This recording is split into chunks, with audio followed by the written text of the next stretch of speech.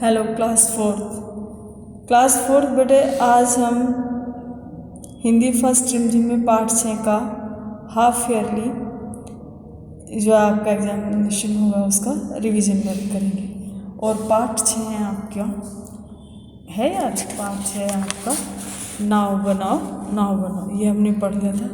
अब हम इसका रिवीजन वर्क करेंगे। तो इसमें पेज नंबर 46 निकालिए आप, और 46 पेज पर कविता से आगे जो प्रश्न उत्तर मैंने करवाए थे आपको, वो आप अपनी बुक का निकाल लीजिए। वो अब हम रिवीजन वर्क दोबारा से फिर करते हैं। क्या कहते मेरे बस का, क्या कहते मेरे क्या बस का, भैया ने क्या बहाना किया होगा क्यों। इसका उत्तर है, भैया ने बहाना बनाया कि नाव बनाना मेरे बस का काम नहीं है। भैया को बाजार से कागज़ लाकर नाव बनाने में क्या रहा होगा, आलस आ रहा होगा, है ना। इसलिए कहा मेरे बस का नहीं है नाव बनाना। क्यों? क्योंकि कागज़ लाना, रंगीन कागज़, और उसको बना कर देना उन्हें क्या लग रहा था, आलस लग रहा था। एक बार फिर इसका आंसर को देखिए, भैया ने बहाना बनाया कि नाव बनाना मेरे बस का काम नहीं है। भैया को बाजार से काम लाकर नाव बनाने में आलस आ रहा था। प्रश्न 2, कौन बूंदों और लहरों से लड़ते हुए आगे बढ़ रही है। इसका आंसर है, कागज़ की नाव बूंदों और लहरों से लड़ती हुई आगे बढ़ रही है। ठीक बेटे। फिर नेक्स्ट प्रश्न है आपका, किसकी गुल्लक भारी है। किसकी गुल्लक भारी है? भैया की गुल्लक भारी है और बच्चे की गुल्लक हल्की है। ठीक। फिर एक नाव की कहानी, क्या है इसमें, मैं एक नाव हूँ, मैं कागज़ से बनी हूँ, मुझे एक लड़के ने बनाया, उसका नाम तो मुझे नहीं पता, पर वह मुझे बनाने पर खुश हुआ।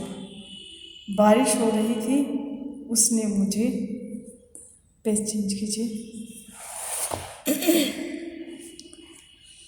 उसने मुझे पानी में बहाने के लिए छोड़ दिया।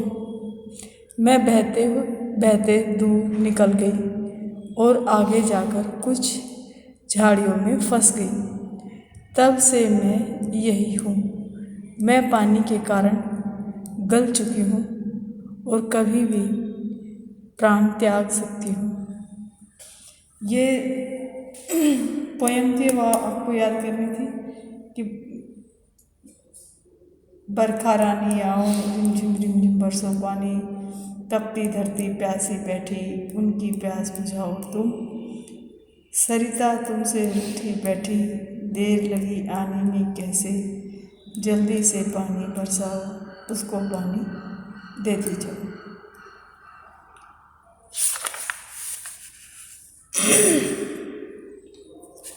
ये इसमें वाक्य प्रयोग है, उसको आप अच्छे से देख लीजिए। ये मैंने कहा था कि बेटे ये जो सचमुच वाले वाक्य प्रयोग है ना, ये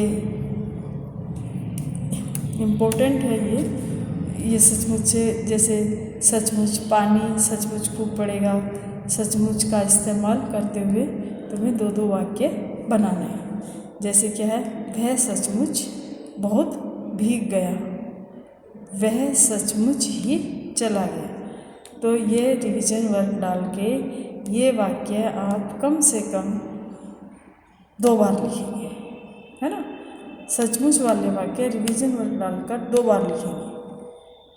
और इसके साथ साथ में ये जो प्रश्न है ये भी हम रिवाइज करते हैं। ये देखिए,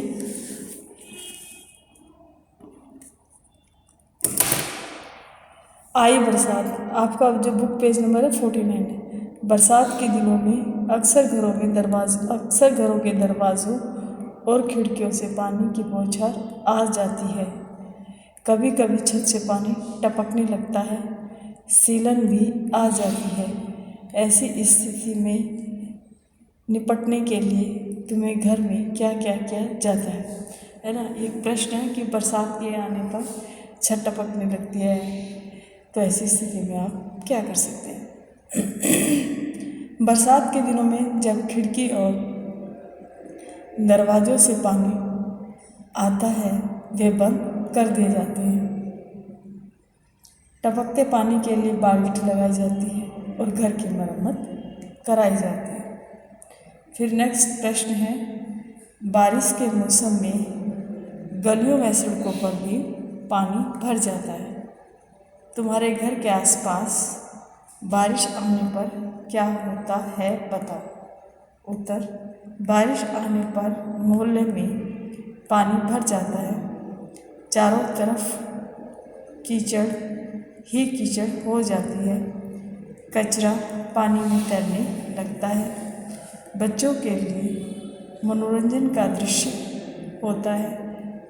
बारिश के कारण मच्छरों का आतंक क्या है, हो जाता है, अधिक मच्छर हो जाते हैं।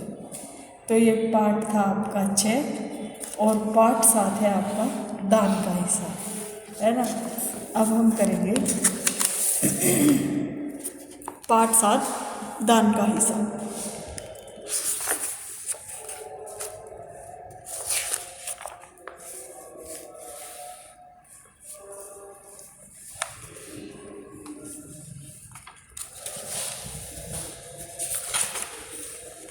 तो पार्ट 7 दान का हिस्सा कहानी से सबसे पहले हम करेंगे रिवीजन वर्क में, हाफ ईयरली रिवीजन वर्क में।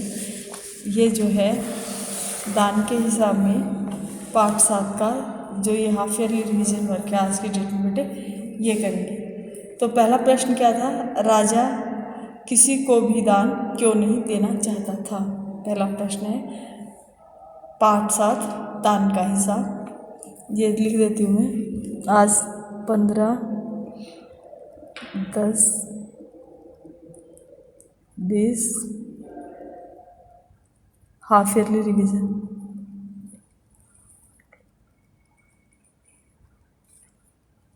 Revision work.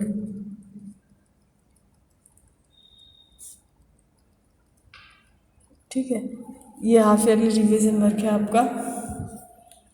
और ये प्रश्न उत्तर कर लेते हैं। राजा किसी को भी दान क्यों नहीं देना चाहता था। राजा कंजूस था। उसे लगता था कि दान देने से राजकोष खाली हो जाएगा। राज दरबार के लोग मन ही मन राजा को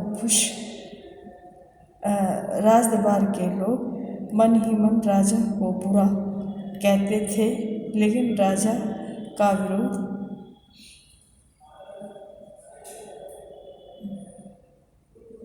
क्यों नहीं कर पाते थे। भाई पहला प्रश्न आपने पढ़ा कि राजा किसी को भी दान क्यों नहीं देना चाहता था। इसका आंसर लिखा हमने, राजा कंजूस था।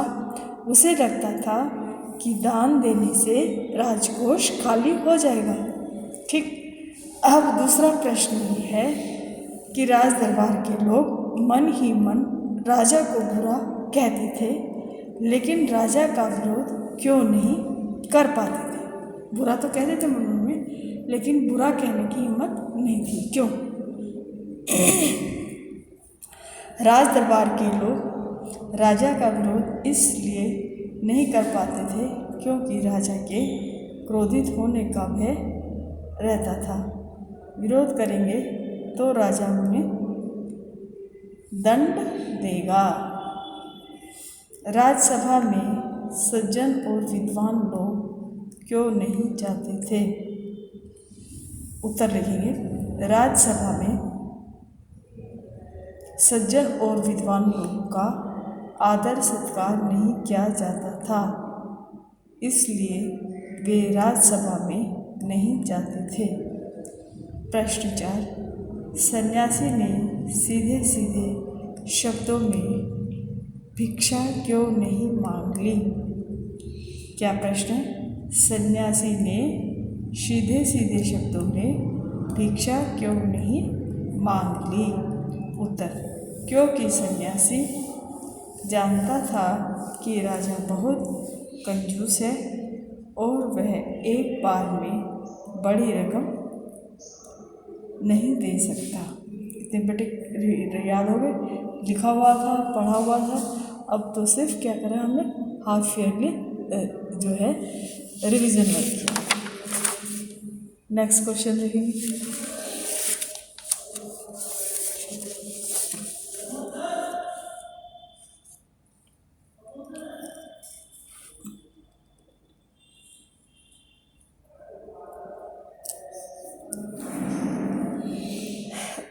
नेक्स्ट प्रश्न, राजा को सन्यासी के आगे गिड़गिड़ाने की जरूरत क्यों पड़ी? उत्तर, सन्यासी को भिक्षा देते देते राजकोष खाली होता जा रहा था, अतः राजकोष को बचाने के लिए राजा को सन्यासी के आगे गिड़गिड़ाना पड़ा। अंदाज अपना अपना, बुक का जो पेज नंबर 59 है ना बेटा, ये वाला देखो, ये पेज 59 है। अंदाज अपना अपना, ये भी प्रश्न उत्तर हैं। अब हम इनके प्रश्नों के आंसर देंगे, ठीक है। तो अंदाज अपना अपना, तुम्हें नीचे दिए गए वाक्यों को किस प्रकार कहोगे? दान के वक्त उनकी मुट्ठी बंद हो जाती थी। दान के समय उनके हाथ से पैसे नहीं निकलते थे। दान के वक्त उनकी मुट्ठी बंद हो जाती थी। दान के समय उनके हाथ से पैसे नहीं निकलते थे। ये इसका आंसर है। प्रश्न 2 है, हिसाब देखकर मंत्री का चेहरा फीका पड़ गया। उत्तर लिखिए, हिसाब देखकर मंत्री घबरा गया। क्या? हिसाब देखकर मंत्री घबरा गया। प्रश्न है, सन्यासी की बात सुनकर सभी की जान में जान आई। सन्यासी की बात सुनकर सभी ने राहत की सांस ली। प्रश्न है, लाखों रुपए राजकोष में मौजूद हैं, जैसे धन का सागर हो। ये प्रश्न बेटा, लाखों रुपए राजकोष में मौजूद हैं जैसे धन का सागर हो। आंसर क्या लिखेंगे? राजकोष में इतने रुपये पैसे हैं जैसे धन का सागर। तो ये सारे प्रश्न उत्तर आपको क्या करने हैं? रिवीजन वर्क में फेयर कॉपी में करने हैं, ठीक है। अब ये प्रश्न उत्तर थोड़े से और बचते हैं भैया, ये भी करेंगे। फिर है कर्ण जैसा दानी। लास्ट में दिया हुआ है कर्ण जैसा दानी। ये पेज नंबर 60 पर है। देखो भाई, ये देखिए, कर्ण जैसा दानी। तो ये पेज आपका 60 है और ये भी प्रश्न उत्तर अभी हम करेंगे। तो इसमें क्या है, कर्ण कौन था? सभी जानते हैं। कर्ण कुंती के पुत्र थे। वे बहुत बड़े दानी माने जाते थे। प्रश्न 2, कर्ण जैसे दानी का क्या मतलब है? उत्तर, कर्ण बहुत बड़े दानी थे। उन्होंने अपना कवच कुंडल तक दान में दे दिया था। प्रश्न 3, दान क्या होता है? गरीबों दुखियों की सहायता के लिए दिया गया धन दान कहलाता है। प्रश्न 4, किन किन कारणों से लोग दान करते हैं? उत्तर, निम्न कारणों से लोग दान करते हैं, जैसे पुण्य कमाने के लिए, परोपकार के लिए और नाम कमाने के लिए। बेटे जितने भी प्रश्न उत्तर थे पाठ 6 और 7 के वो मैंने करा दिए हैं। और दान का हिसाब पाठ 7 तक आपका जो है हाफ ईयरली एग्ज़ाम्स में आएगा। यहाँ तक ये आप काम कर लेंगे। जो वाक्य प्रयोग है वो भी आप अच्छे से याद करेंगे। अब थोड़ा सा काम बच गया है पाठ 7 का, ये वाला वाक्य प्रयोग, ये भी आप देख लीजिए। पाठ 7 में क्या है? जल। ये सिर्फ वाक्य बनाने हैं, पूर्व से पूर्व और पूर्व, तो पूर्व एक दिशा भी है, पूर्व पहले भी है। ये जो जैसे जल है, मन है, मगर है, ये सब जो है क्या करते हैं, ज़रूरत पड़ने पर अपना स्वरूप बदल देते हैं, उनका हम अर्थ दूसरा लगा लेते हैं। जैसे जल है, जल क्या है? पीने के लिए स्वच्छ जल चाहिए। तो यहाँ जल क्या है? पानी। पीने के लिए स्वच्छ जल चाहिए, यानी कि पीने के लिए साफ पानी चाहिए। जल का अर्थ हुआ पानी। और दूसरा ये है कि सब्जी जल गई, तो यहाँ क्या कि हमारी सब्जी खराब हो गई, जल गई, वेस्ट हो गई और वो खाने लायक नहीं रही। जलने का मीन्स बेकार हो गई। वर्णमाला में अक्षर तो जय और लय है, लेकिन वाक्य के अकॉर्डिंग इस जल का अर्थ बदल गया। ये देखिए, मन। आज मेरा मन बहुत अच्छा है, यानी कि मेरा मन क्या है? मूड अच्छा है। दूसरा है तोल कर बताओ कि इस बोरे में कितना मन चावल है। तोल कर बताओ कि इस बोरे में कितना मन चावल है। तो यहाँ मन का हो गया किलोग्राम, कितने किलोग्राम, यानी कि वेट से मतलब है कि चावल कितने वजन है इसमें, ये बताना है।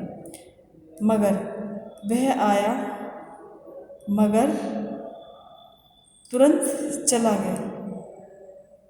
दूसरा, पानी में रहकर मगर से बैर नहीं करना चाहिए। यहाँ तो अगर मगर आया चला गया, आया मगर रुका नहीं, चला गया इसको, और यहाँ मगर का अर्थ होगा मगरमच्छ से। तो ये वाक्य भी इनके अर्थ समझना है, लिखना और इनको याद करना अच्छे से। और सचमुच ऐसा सचमुच जो भी थे पिछले वाक्य, उनको भी आप याद करेंगे। और इसके साथ साथ में आप करेंगे, ये थोड़ा सा ये भी बच रहा है दिशाओं के बारे में, कि 4 दिशाओं के नाम लिखो। दिशा घर के आसपास, परचून की दुकान, पूर्व दिशा में स्कूल की तरफ सड़क है, पश्चिम में घर के पास पार्क है, राशन की दुकान है, उत्तर में घर के पास सड़क है और स्कूल के पास फलों की दुकान है, दक्षिण में घर है और इसमें दवा की दुकान है। तो बेटे ये आपका पूरा लेसन जो है ख़त्म हो गया है, लेसन 7 तक। और उम्मीद है आपको पहले लेसन समझ आ गया होगा और अब याद भी हो गया होगा।